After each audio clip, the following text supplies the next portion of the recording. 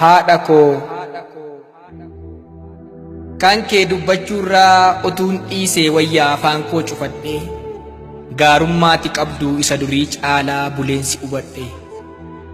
Ani dhiiga keetii dhiiga kee uumamaa si keessaa foxxoqeen nama ta'ee deema. Uumaa gadameessaa miciree jalqabdee eessarraa eegaleen eessatti lakkaa'aa sati naaf cabde.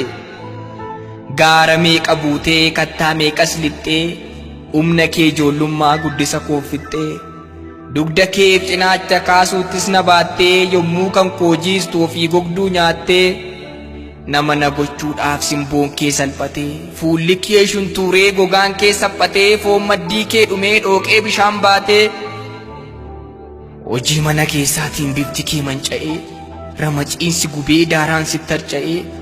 Takka gara diidaatti takka gara diinqaatti yaara galfii dhabdee dhukkubaan nyaatamtee eeltees boquu cabdee.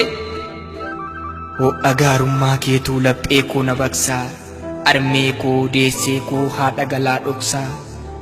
Nama keessaasii aanteen koo hangafaa hojiif dubbii kee durayyuu yaada keettan kuufaa. Ganamaan dammaqxee hurgaa haadhummaa kee foolii isaanatti tultaa. Dhala koo naan jettee sagalee jaalalaan onnee koo bulbultaa.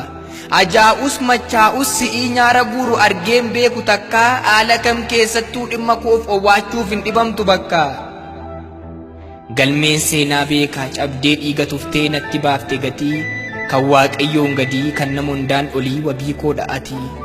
Ofoodee namoodee gaafan qofaa saasu sinnatti dhiyaata wanti nyaatan dhimnaan yoon dhagabuu bules naaf faarri kee irbaata. Na bareechuuf jettee kan dur taateen beekne taateetti akka raatu sammuu koon nattuursaa kan kee yoon callises obsa naaf hin laatu. Sirrattan lafa argee eenyummaa koo arraaf si dhaabe utubaa ofii cafaqamtee anaan guddisuun kee naquu kana dhibaa. Karra hedduun darbee harka keerraa dhugee harka keerraa nyaadhee jaalalli keen dhumu ana mala dhabee meeqas yoon fakkaadhee ulfaattuu aayyoo koo bagansi qabaadhe. Naaf gameeran jettu baattuu waan hundumaa gorsituu dandeessuu ogeettii uumamaa.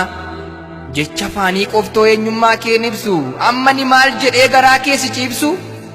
Na jalaan dhokatu nama na gochuudhaaf dafqi kee naaf namme baran qabu hundumaatti sin jaalladha arme. Otuun taane ta'e immoo humni koo gabaabaa silaa du'aaf si gidduutti daangaan cabneen dhaaba.